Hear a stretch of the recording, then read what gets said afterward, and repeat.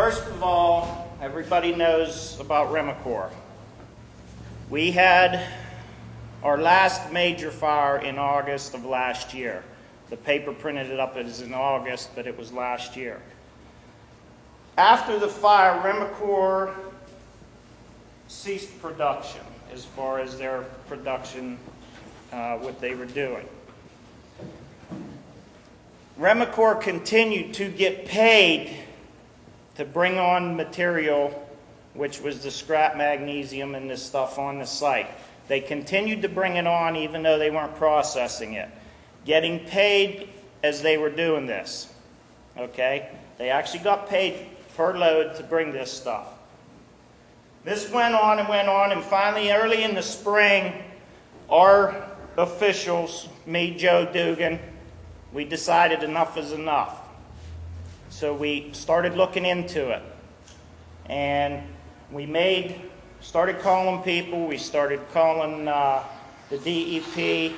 We got our county and commissioners involved. We got Frank LaGrotta's office involved. We got, of course, DEP involved. And we have been working on this for months. We spent many hours. This has been going on for months now. We went to court in July. The initial court order ordered Remacor to stop bringing the material in. Okay?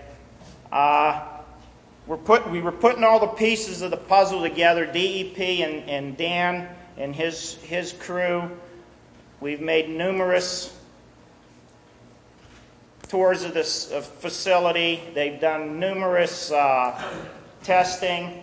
And last week I was notified that the best thing that can happen for us, and I was notified by Dan, is the federal government, the EPA was brought in. And that is the best thing. We got all the pieces of our puzzle together now. I want to stress just a couple things.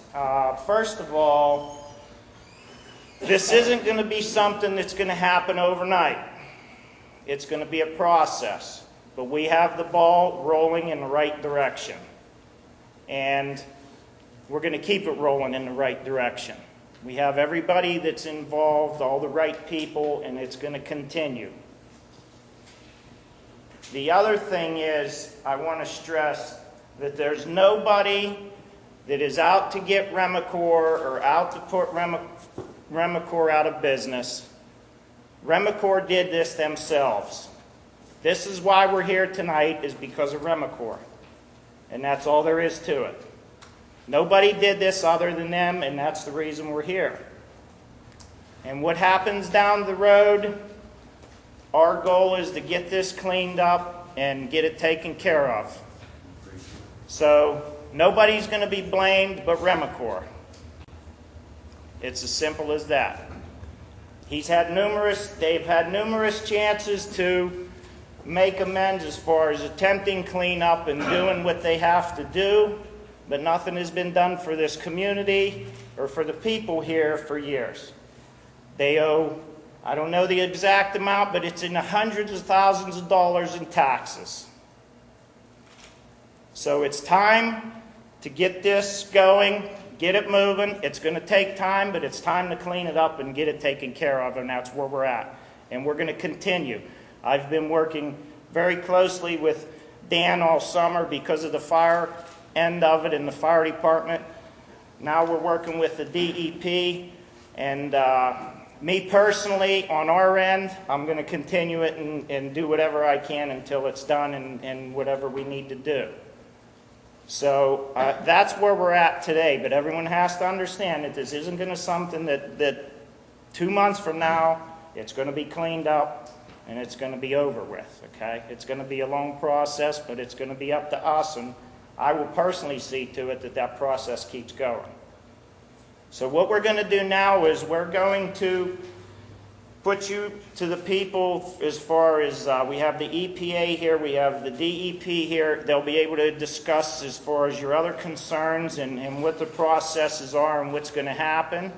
And hopefully they'll be able to answer any questions that you have.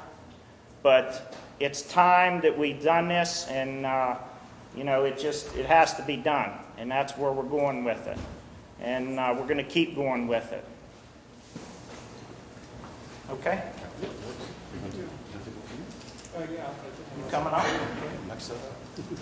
This is Dan Haller from the DEP. Thank you very much for coming out tonight. I realize it's right after dinner hour. The DEP, I'm the Emergency Response Program Manager for the 12 counties in the Northwest. I've worked with the DEP in emergency response for about 19 years. So I have some knowledge of the prior fire situation. I have some knowledge of some of the fire that occurred in August. But specifically, as Dave Allegro mentioned, in March of this year, we were asked to evaluate the site from a standpoint of site safety, whether or not any potential hazards existed from an off-site standpoint to the public. With that meeting, that first meeting and site tour, it was my feeling that the site was in pretty poor condition in terms of the structures, the manner in which the magnesium was stored. And to evaluate that and continue that evaluation, I contacted the Environmental Protection Agency, which is my federal counterpart in looking at chemical and emergency response. The Commonwealth of Pennsylvania folks in waste management have the regulatory authority with the site. They have been involved, and as Dave mentioned, there is a court action that exists on the Commonwealth's level. A few corrections that I'd like to make so that we're all looking at and thinking of the site in proper perspective here. The state laws and the federal laws are separate laws. There's not a tie here between the fact that Remacor Inc. and the state regulations that it complies with, that it does not have to comply with federal regulations, or that there's some tie together or interaction there beyond the fact that both agencies have responsibility for the safety of the public. As I said, the state has taken some actions as far as the site is concerned, and as part of an initial consultation with the Environmental Protection Agency, they asked that we look at the site potentially to see whether materials that were stored and brought to that site many years ago were radioactive. Initial surveys were done in the past month, and they indicate that there are radioactive contaminants on that site, on that facility. I'll let the EPA speak to what happens next and when they fit into this puzzle. But I believe everyone in the community realizes that Remacor has had some economic hard times. I would say to you that as a state agency, we're not, our role and our duty here is to address the public safety and the environment. And we're conciliatory to the idea that industry is a necessary and important part of our existence. But I'm also would be remiss if I did not look at this site with a very critical eye towards the way it's been handled and operated more recently. So with that, I think we'll, perhaps I'll ask Jim Yusko to step up some. One of the things I want to introduce him, he's with the Bureau of Radiation Protection of the DEP. The magnesium is the element, if you will, of the Remacor facility, which we currently have a court decree with, a court order with. It is not the radiation side of it, but I'll let Jim speak to some of what that is. Good evening. We were asked to take a look at the site, so we had a gang of people up here several weeks ago. Didn't do anything in any really systematic way to study it. Just walked around with our radiation meters, and as Dan alluded to, we did find some stuff. To the best of our knowledge, the material appeared, was never licensed, apparently by the Nuclear Regulatory Commission, who would have been the federal agency responsible for this. The NRC has licensed other sites where they have processed materials containing radioactive materials such as this.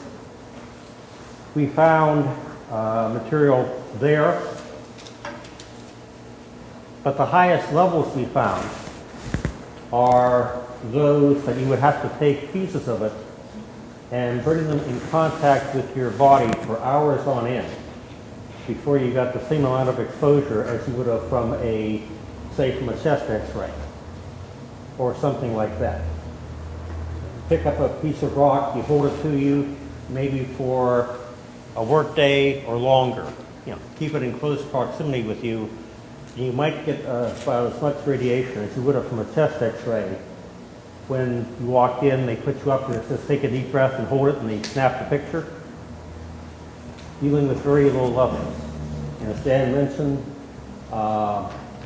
the primary hazard at the site continues to be things other than radioactive materials, although now that their presence has been confirmed, it's a matter of finding out where those can go to and seeking them a safe home too.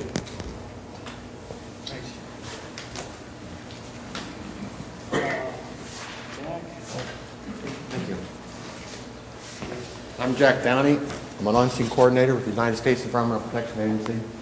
I've been doing emergency response for a long, long time. Marjorie Easton's also been doing emergency response for a very long time. We first became involved back in April of 28th. Dan showed us around. The state had an order with the company. The company was challenged to some extent, trying to meet the demands of the order. One thing after another occurred until finally, Wednesday last week, we basically said we have to step in and take over and assist the DEP and the community in terms of the hazards that are presented to the site. Basically, we essentially put 24-hour guard service that we know the standard of in place. They brought our contractor in just today, and they're doing various activities on site. They're blocking runoff points where contaminants should be carried off to the river. They will be beefing up the fence, making sure it's more substantial, extended in certain areas. The radiation, we can work around that with the help of Pennsylvania's Radiation Protection Group. We may drum certain higher levels amounts, segregate certain amounts that are spread out through various areas of the plant that we identify and put them in more safe storage, at least away from the magnesium, and possibly put a heavy-duty tarp on some large volumes.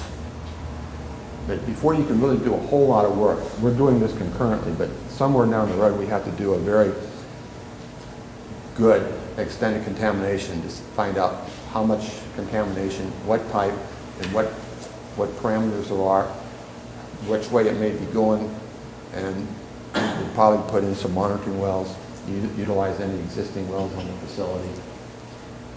until you define it, you really can't go for the long-term solution in terms of making this, a safe place until you really know what's going on, both below the surface, above the surface. And the other thing is that we do know, of course, is the very, very large quantity of magnesium.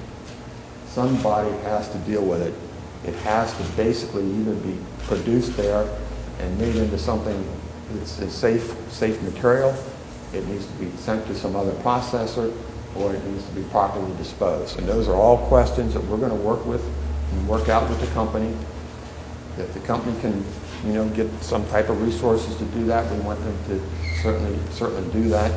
But we're going to keep charging ahead on a planned manner, not utilizing a lot of resources, but the resources that are necessary to control and stabilize this facility. And we'll continue to do so until we feel it's a safe place. Who else can we say? We'll move on to the question and answer. Okay, I'm Larry Johnson. I'm Community Relations and Public Affairs for EPA. My job is to be your contact. I am your voice to the federal government about this issue here at Remacor. I'd also like to introduce Eric Carlson. He's here as the state liaison representative. He is your representative to your legislative officials. Any state or federal legislators that you feel need to be contacted, Eric can contact them for you if you so desire. What I'd like to be able to do now is be able to open up the floor for questions and answers between EPA, any of the state people. I'd like to ask you to please just raise your hand. I'll try to identify you one at a time, and we'll get started with that right now. Anybody want to be first? This gentleman here. Can you put that picture back up there? I need your password, Dan. Lower left-hand corner over here, that building has been torn down. Over inside that parking lot, that's torn down. In that parking lot there where the trucks are, that is clear full of drums. Yes, sir. This is not a recent photo. Dan, how old is this one? It's a few months. This aerial photos were taken earlier, Gary, June of this year. So it's a few months old. At this point, Mr. Jackman, do you want to address this group? If they have questions, I will.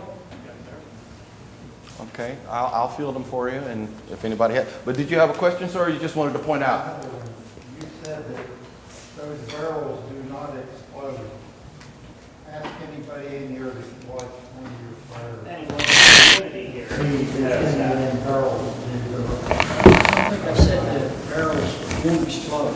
There are certain conditions under which a barrel could explode, and that is if it's not properly vented, and it has to have a hole in it or a pressure relief bung in the top. And we make sure that all of that material is that way. Probably about 3 years ago, a drum did explode on our property. But we since that time, we now inspect every drum. We don't take for granted that the drums are properly vented. Normally we recycle in production. We recycle the drums. So the drums, we see them when they come from a supplier. We see that they're properly vented, and we return them. And so we don't really pay a lot of attention, or we didn't at the time. After that explosion, we inspect every drum. The employees, the supervisor, the plant manager make sure that every drum is properly vented. If it doesn't have a vent, he punctures a hole in it. That way, that prevents any pressure from building up and any possible explosion. The material comes in water. Water and oil tend to keep a protective film there. The turnings are machined in a water-soluble oil. And that oil tends to coat the magnesium and prevent it from oxidizing and creating hydrogen. So the turnings are all in oil, or in water, and oil. So water getting on the turnings does not pose a problem. If there's a fire, if there's a magnesium fire, Now you have to be very careful about water coming in contact with that burning magnesium. That does cause an explosion. Dave? Larry, this is for probably your people here, and I have a concern. Number one, this situation was put here by Mr. Jack. There's no doubt about it, and that's a fact. For whatever reasons he's saying it hasn't been cleaned up or whatever. On our end, or on your end, it said in the paper last night that he's trying to have financing and he wants to be up and running. I guess what my question is, how can he put our community and put that property in the condition that it's in with no help towards the DEP as far as cleanup and what have you? Can he continue to operate down there? May I answer that question? Go ahead, Mr. Jackson. Yeah, we want to hear what you David? have. It's been very difficult since the fire last August. It put us completely out of business. Yes, materials were continued to be received, and we received payment. That allowed me to continue to pursue possible investors in the company so that I could rebuild and save the 35 jobs and create another 35. We're looking at a potential 70 jobs there. We're talking about a $2.5 million expansion plan that will put steel buildings down there. Let me interrupt you, but how are you going to build these steel buildings when you don't own the property, you haven't even paid taxes for, and you owe hundreds of thousands of dollars in taxes, and you're wanting to build, you can't build buildings on property that you don't own. May I finish answering the first question? I'll try to answer the second one. Anyway, it's taken me a long time, and it's been very difficult to get investors comfortable. I finally have an investor group that is willing to come in and potentially clean up the site. They want to consider cleaning up the site. They've asked me to put together a meeting with the DEP, the EPA, Aileron, Lawrence County officials, and some other officials early or late next week, early the following week, and the investor group may consider a plan to clean up the facility immediately, to remove the waste materials, to remove the fire debris, and to remove the radioactive material. Now I'm not saying that that's going to be done, but the investor group wants to meet with all the authorities and go over all of the implications and the requirements. But David, that is how the site it could get cleaned up at this point in time. And I've been working very hard to stay here. I've been in West Pittsburgh since 1968. But you haven't done a thing down there for this community over the years. This is the reason we're here. You haven't done a thing since the fire to clean up. And that's why we're here tonight, because of you. This is why these concerned citizens are here tonight, because of you, no other reason. I haven't seen 35 people working down that place in I don't know how long. And I don't think anyone else here has either. August 5th, there were 35 people. But you're the reason we're here. And Ma'am? Yes, sir. I asked Mr. Jackson a question. If he's so interested in rebuilding, why did he tear down that 6 or 7 story steel building sitting along that big plant there? Why was that torn down when it was a viable building? We wanted to store material in that building. We had a contractor come in and take a look at it. We had to put it's not a building, it's a furnace shell. That was a submerged arc furnace that was built in 1982. It was shut down with the changing technology in the steel industry. It forced us to shut that facility down probably around 1986. The furnace was scrapped, all the components were sold, and it left a complete hollow shell. We called a contractor in to see if we could put floors in it so we could store material inside. The contractor said it was totally unstable, so we got a contract to tear it down. can I ask how you did that when you didn't own the building?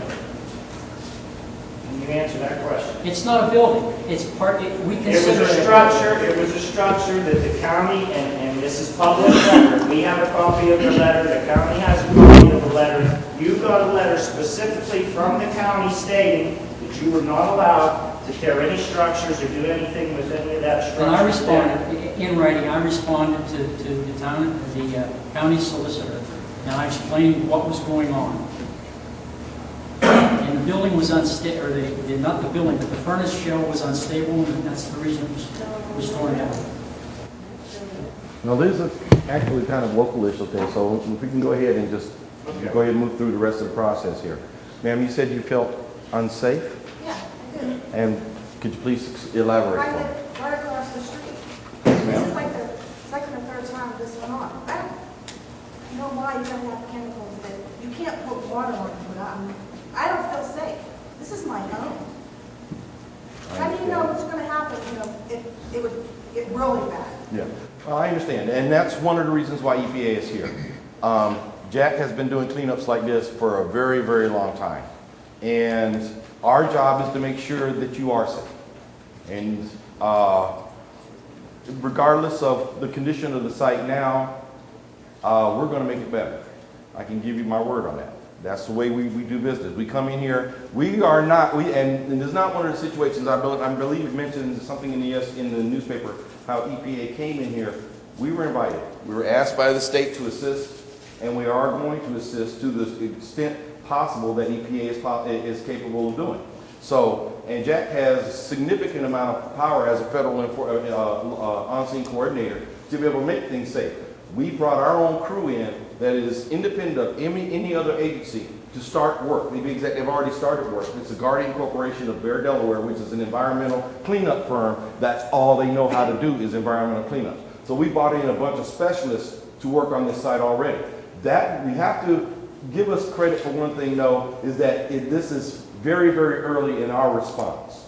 Okay, we are going to be taking action to be able to do it. We have already started taking action on it, and we're going to build on what we've already started to do, but it is going to take us some time to be able to get this done, and I would ask that you bear with us and give us the opportunity to go ahead and at least get the ground floor stuff done. We want to make the site safe, we want to stabilize the site, we want to correct some of the industrial hygiene issues that we see there. We see this more as a public safety threat than a public health threat. The public health issues that were raised in the newspaper as far as the radiation levels, I believe Mr. Yusko clearly enunciated what our concerns are with that. But one of the other reasons that EPA took action on this is because they are radioactive issues, there is a very, very small borderline homeland security issues in that we want to be able to secure those radioactive materials, and that is why we put 24-hour security at federal government's expense on that site. And anybody that goes down there, if you go down there, you'll be challenged by one of our guards from now on. So there's somebody down there 24 hours a day watching that site. And I applaud Mr. Jackman for attempting to try to be able to go ahead and get some investors to be able to bring some new money into his process. I wish him well. I hope that he does have opportunity to be able to discuss this with EPA and Remacor, because we would like to be able to build a partnership, not only between the property owners, the citizens, the government, and the state agencies. That's part of our job, is to build that partnership. If we can make that partnership work, we will do it. Now, next question, sir. Was there one, but you've already had one. Let me see if there's anybody else. Yes, sir. Will Mr. Jackman or Remacor Incorporated have to pay any of his money back for his cleanup? That's something that we're still investigating right at the moment, but if he does succeed in getting investors, that is going to take the burden for the cost of the cleanup off the federal government and place it squarely in Remacor's hands as far as the cost for the cleanup. And if you don't get any investors? There are other means that we have to recover the government's costs, but I'm not at liberty to discuss those right now because those are things that are going to involve lawyers. So if you guys take this property all up for him, and he turn around and mess it all up again in 2 years or 3 years with all this stuff that he's doing, will we be allowed to do this all over again to it? And then 15 years from now say, hey, I don't have time now to clean this up. How about coming in and do it again for me? Jack, you want to answer that? He doesn't own the property. What's that? He doesn't, the county's property, so.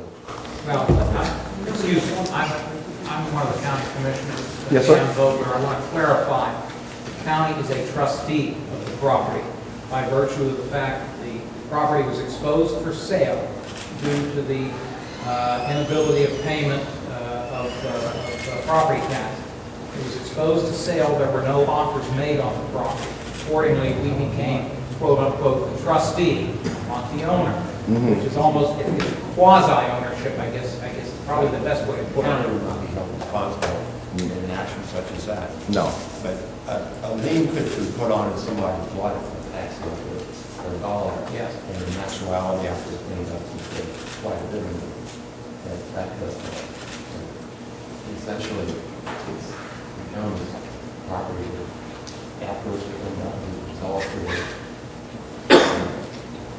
That would be accurate on completion of your role here. Obviously, the county, through our solicitor, corresponded with EPA solicitor in Philadelphia, essentially saying that we gave our consent as trustee for the federal agencies to come on site. And from the county perspective, obviously, that's the number one priority right now, is to clean up of that site.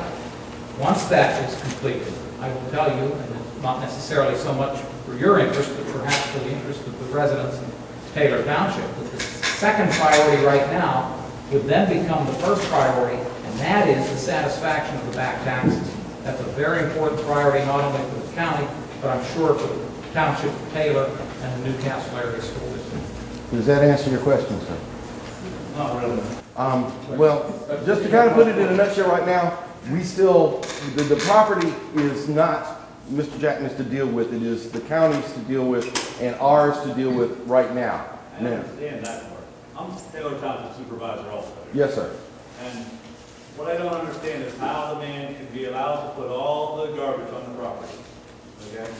And then not pay his taxes and leave it there, and you guys are gonna come in and clean it up. And essentially, the rest of us are paying for this. Why don't he have to pay? He put it there, and he's been putting it there, and everybody knows it. So why don't he have to pay to clean it up, whether you're cleaning it up or not? I think with Is that Joe's, like a high form of littering of some sort? and I think the thing about that is the issue, and I know we're getting away from it again, but I mean, this is part of why we're here tonight, is if you are gonna clean it up, and he's the one that did it the first time, how's he gonna be able to stay there and do it again? Do it all over Continue. again. I think part of this, Ted Weber may be able to speak to some of where the state's court action is in terms of where this is with relative to Remacor Inc. And Ted, if you can kind of maybe go a little bit to where the consent decree is in that process. I'm Ted Weber. I'm counsel with the Department of Environmental Protection. And I'm not sure what I have to say would necessarily address what your concern you have. Right now, we're dealing with the magnesium on the site through the Lawrence County Court of Common Pleas. And there's a certain amount of, there's deadlines that Remacor and Mr. Jackman have to meet under this consent decree in order to stay in compliance with it. Presently, he missed some deadlines, and the court has told him you're in contempt and that you have to meet these, a new set of deadlines. Otherwise, the court will take certain actions after that. As far as what he can do after it's cleaned up, the DEP has a responsibility to always, the DEP, Department of Environmental Protection, that's Pennsylvania here, always has a duty to, investigate whether there's any pollution or harm to the environment or to human health. And in the future, if it works out that Remacor gets to stay there in some fashion, the DEP would have to look at it and see how is he now operating, and we would certainly respond to community concerns on that. So in the future, the best we can say is right now, EPA is doing what they're doing, DEP is doing what they're doing, we're doing it through the courts, and in the future, after everything pans out, if Remacor can stay there, we just have to, DEP has to stay on top of it in whatever capacity EPA cares to stay on top of it, and I don't want to speak at all for that. That's the way that would have to be addressed. Dan, so that would pretty much be, that particular is gonna be an issue between township and county, right? Okay. Did that answer the the question. And there are certain, again, and I think we're with EPA as well, if there's cleanup actions that go along that either you are using Pennsylvania funds or using federal funds to clean up, there are statutes that both the EPA has and the Pennsylvania has that address, you know, who we can seek to get reimbursement for these funds. And that's something down the road that has to be investigated. We don't know at this point, because we don't even know the size of it yet, or what has to be done, or what will be done, and then we have to investigate down the road how we collect that money back. One more question is it true that he's already stockpiling stuff on a site that you guys already have cleaned up in Pulaski? Yeah. I, Answer. yeah, go ahead, please. I'm not touching that. The consent order that the department has with Remacor forbid them to accept any magnesium materials at this West Pittsburgh facility effective July 1. And so there are no, or should be no materials, magnesium materials coming to West Pittsburgh from July 1 on. That wasn't the question. You know, the question... The question wasn't there a site in Pulaski you guys already cleaned up that was contaminated by somebody else that he is now storing his stuff on? There is a site owned by another individual in Pulaski that he is renting and storing magnesium on at this time. Wasn't that a site you guys cleaned up for somebody else? It was cleaned up by the Environmental Protection Agency. That was my question. Yeah. It kind of gets kind of mixed up. One of the jobs of EPA is try to, after we've cleaned up a site, is try to return that property to some sort of commercial use. One of the things that people have difficulty understanding about our job is that we really can't tell a private property owner once we've done our job what to do with that property, i.e. the Pulaski ownership up there, whether it's the guy who cleaned up the property at the time or EPA cleaned it up at the time, is still a private property owner. And if he desires to rent his property out to somebody else for another use, that's entirely within his prerogative, as long as he meets the standards and does not violate the original cleanup of that EPA did. I.e., if there was a cap or a ground cap to consolidate hazardous materials, that cap can't be violated in any way. If there was groundwater treatment system put in, you can't violate the operation of that system. But if he owns a property and he's conforming with our regulations, we can't tell him what to do with this property. That's the rights of an American citizen. I can't put it any clearer than that, but you know, we're aware of the fact that the property's been rented out and Mr. Jackson is using it for storing magnesium, but as it stands right now, it doesn't violate any regulations that we have the responsibility for enforcing. You know, we don't consider magnesium to be a contaminant. Okay, it's a natural occurring metal. It's not, you know, one of these chemical soups that you hear about, you know, like trichloroethylene or any other volatile organic chemicals or anything else like that. It's a mineral. And it's stored, and as long as it's stored properly and it doesn't present a safety hazard to the surrounding community, we really can't say anything about that. If it does, then the state and the local municipal officials, of course, will have to address that as that particular event occurs. And that is where we are right now.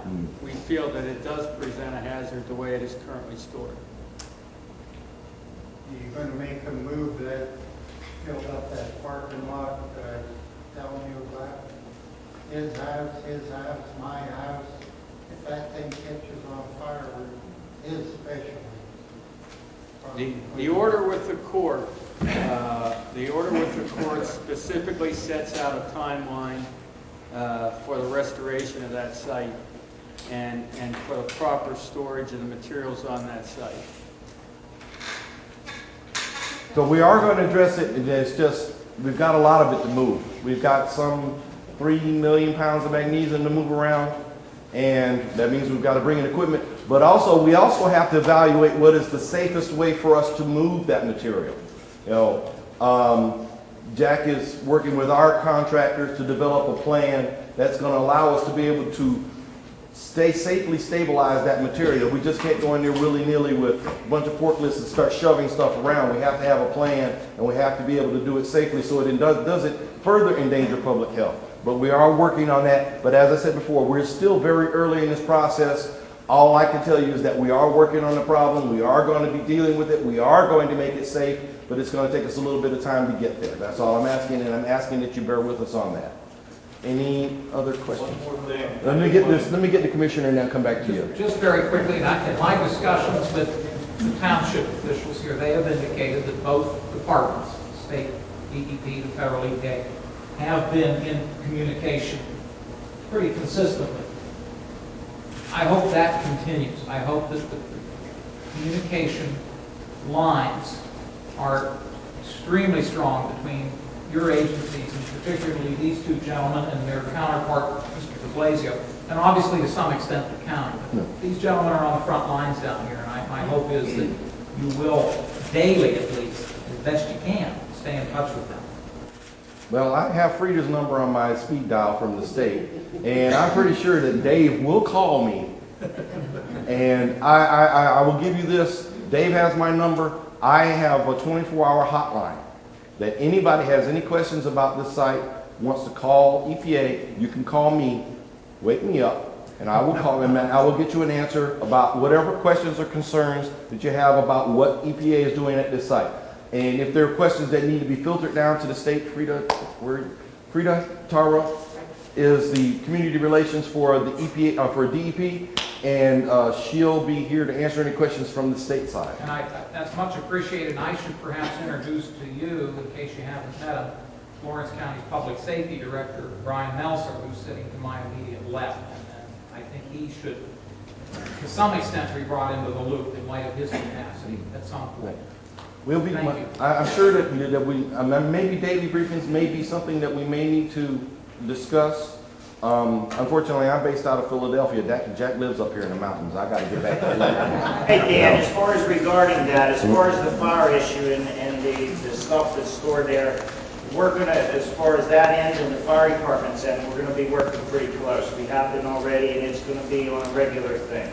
And I'll make sure that we keep Brian updated as far as, you know, where we're at and what's going on. But once we start the cleanup of moving the drums and that stuff, I mean, we were talking down there for 2.5 hours this morning. We're working close, and it's going to continue. As long as this dealing with the magnesium and what have you, we'll be working with them probably just about on a daily basis. So, Thank you. Do we have any other questions? Yes, Brian. Am I to clarify that the scope of work of this does not include the stability of where it's being stored in Pulaski Township? Because obviously as a county, that's a concern of ours as well, that the magnesium is being stored in a safe manner there, Right. as opposed to how it was here, so that we don't end up there next August with a totally different cast of character for an entire weekend. I guess the answer to that is that as soon as we even heard that there was activity going on up in Pulaski Township, the department, I personally went up and viewed that site. And in addition to that, the department has now regularly started to visit that site. But I want to make you aware that storing material, it's a case where it's much more a local fire department issue than it is an environmental protection issue when you're inside a building. It is a case where we are looking at it very closely from a public safety. Is the storage proper? But we are not in the storage game. In that sense, we're probably not the experts OSHA is. And we have been in touch with them in the past, and we will continue to communicate with the other agencies that should be involved to make sure that they are. If I could then, that raises the question relative to the township officials in Pulaski Township and their volunteer fire department, whether, I don't know if it's your responsibility or not, but perhaps if it is, have you notified them of this storage so that they're aware of it? That information came back through them, through Dave Allegro I to believe me. that's private. I believe their chief knows. Yeah, that's how we found out. Yeah, That's the direction, the communication. And most likely, the quantities there, the facility is subject to Sarah Title III reporting requirements. So we should be receiving some information from the property owner, I would expect. Okay, so there are, so just to clarify, there should be regular industrial hygiene inspections done there. I believe so. Okay. Who would be the agency responsible for doing that? Well, no, I'm sorry, they're subject to Sarah reporting requirements. They were down here. Mhm. Depending on the quantities, which I don't know, they should be subject to those as well, which would put them into the Act 165 primary of Pennsylvania, which means that we should receive a map of the facility and a listing of what is being stored there. Okay. Joe, Other can you- requirements I'm not familiar with, that would probably be a DEP or EPA question. Mr. Jackman, can you go to the volumes that are currently up at Metcalf? I believe approximately less than 200,000 pounds. Not very much. It's in excess of 100,000? Yes. Sir? The last thing I wanted to say was nothing really about this, but if there's anybody from the EPA or the DEP or anybody working down there that can give us more information, our monthly meetings are the first Tuesday of every month. If you wanted the people to know something, we could bring it up at our meetings, and if people need to know something, they can come to the meeting and hear from you every month if you got something to say. That's all I wanted to say. And that's usually part of my communications plan. I'm responsible for communicating with all the municipal, the county and state rep. Well, Eric is responsible for working with the state and local legislators. But if there is something of significance, I mean, I don't want to come into your borough meetings and just basically bore you with old news. If there's something new to report, I promise you that I guarantee you that that's going to happen. That's the Okay. place to come And see us. that for any of the affected townships, and if the county commissioners would also like to have a briefing, glad to be able to do it. I'll hop on a plane and I'll be out here just as soon as I can. Yes, Mr. Well, I'd like to throw this at the commission. This property basically belongs to nobody, right? Sorry, sir? And I want to throw this at the commission. This I'm property sorry. basically belongs to nobody, right? Well, you may be the only lawyer in the room. I'm not a lawyer. This whole issue of trusteeship is to me somewhat of a... Who does it legally belong to? Well, That means I can go down there and scrap whatever I want to scrap? no. It's in what is considered to be trusteeship. We are not... Well, who can do whatever they want down there? Essentially, the county has that control in terms of who can and cannot do anything. Otherwise, you gave Jackman permission to do whatever he's been doing. No. Well, who did? That was, keep in mind, that occurred after the property had been exposed for sale and there were no bidders. Following that point, It was in the paper that the sale was held up. no, it has been exposed earlier to an upset sale, and at that point, nobody bid. That was years before. I'll be honest with you, I don't know when that. Yeah, that was years before, because the last sale, it was held. Yeah, Because I was planning on going to the tax sale, Okay. just to see what was going on. right. But basically, he can do whatever he wants down there. Well, not at this point. Obviously, the EPA has control of the property now. Well, you was notified ahead of time about him scrapping down there. That doesn't belong to him, correct? Once again, we are considered to be the trustee, which differs from that of being an owner. And again, I'm not a lawyer. I look to a lawyer. Maybe you know the difference. No, I don't. I mean, my expertise is environmental law. Otherwise, basically what I'm saying, they have taken community money and took it away. Am I correct? Solicitor, can you help us at all? I prefer not to make comments. Okay. Typical lawyer. Okay. I needed a joke here. And, I'm sitting there watching somebody take money from the community and put it in their pocket. I do believe, I do believe that Mr. Leslie, the county solicitor, has given some information on this and is looking at that situation. I do believe he's investigating that on behalf. I think that was at the request of the commission. And we, as the supervisor, I know I believe it, and I'm sure Joe does. We're going to pursue that end of it, and we're going to keep on that end of it to make sure, working with the county, that this is straightened out as far as that goes. But basically, I'd like to went over there and tore it down, took the money for it. I don't know what to do. Well, that's going to be an issue that's going to have to be resolved, but right now, our concern as a federal agency is to make the site safe for the community. So that's where we're focused at, and unfortunately, I really can't address the municipal issues. I hope that you'll be able to resolve those. You know, I'm sure that the lawyers will be able to work it out at sometime in the future, but for right now, our concern is human health, the environment, and the safety of the community.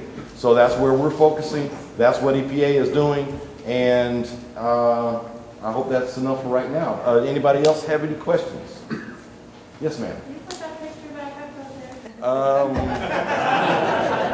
there?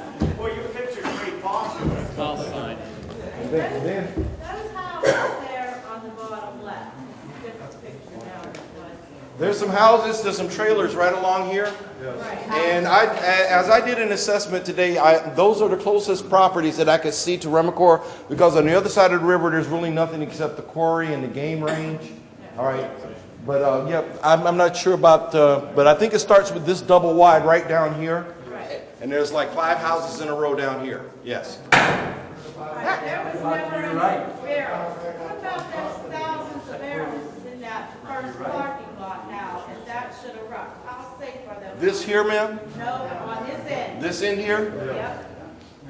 There's thousands of barrels in there. How safe are them houses at that corner around right there? I'm not a fire safety expert. I'm going to have to ask the chief to comment on what his response plan would be for, basically for Remacor. I mean, I'm sure it probably follows the same response that he had last time, but unfortunately, magnesium in these kind of volumes, the way I understand it from speaking to the chief, is that there really isn't a real effective way to put it out. All you can do is contain the fire and keep it from spreading. But there was never barrels over there. Now there's thousands of them right there. 100 feet from Yes, their go ahead, house. Joe. We'll begin to move those drums. Those should have never been there. You should have had more consideration for these families that live there. How can you move them? That lay your was fears. just downright. The material stored in those drums are safe. If you want me to move those drums from You that can't area. pay these people enough for you to blow them up for what you made on it. There's nothing on the other side. Why did you put them right next door to people's houses? And didn't share the money you made?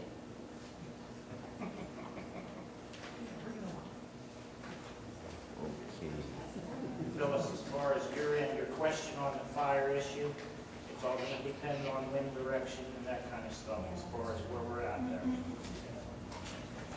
And unfortunately, that's one of those circumstances that we're going to have to probably address early on in the process. Or if Mr. Jackman can work out some way for his staff to move that to some other area, that would be acceptable, I'd imagine. I don't know how you go to bed at night. I mean, how does you still technically have staff to be able to move anything if it's in your hands? Sorry? How does he have the staff to move anything if it's technically supposed to be in your hands? Is he just going to be able to try to make everybody happy for a few days and get people in there moving All I around? can say is that one way or the other, it's going to be fixed. You know, either we do it or he does it.